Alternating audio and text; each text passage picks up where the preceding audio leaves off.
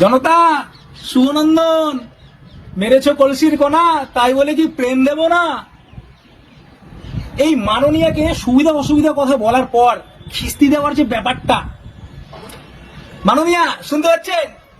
পরিযায়ী শ্রমিক শুভনন্দন।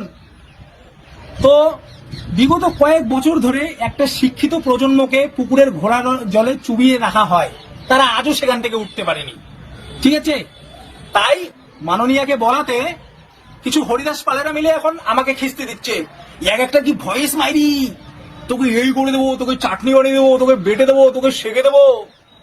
বলছিলাম যে আগে কাস্টমার দাঁড়িয়ে আছে, তাদেরকে আগে গিয়ে চপ দিই। ঠিক আছে, বাইরের রাজ্যে থাকি বলে আমাদের নিজের রাজ্যের প্রতি কোনো দায়িত্ব নেই। তোরা কি কি করেছিস, কি অবদান আছে সমাজের প্রতি তোদের, সেটা বল আগে। ঠিক আছে, বলছিলাম এদের সব কটার মাথা নষ্ট হয়ে গেছে, বুদ্ধি ভ্রষ্ট হয়ে গেছে। মাননীয়া, এই কটাকে আগে রিহেব সেন্টারে ভরুন, নীলসাদা রিহেব সেন্টার। ঠিক আছে, তাই আগে নিজের বুদ্ধির পরিবর্তন আনুন, তাহলে এই রাজ্যের পরিবর্তন, নিজের ভবিষ্যতের পরিবর্তন, নিজের দেশের পরিবর্তন আসবে। ঠিক আছে। বাংলা হান্টের আরও খবর দেখতে নজর রাখুন। বাংলা খবর মানেই বাংলা হান্ট।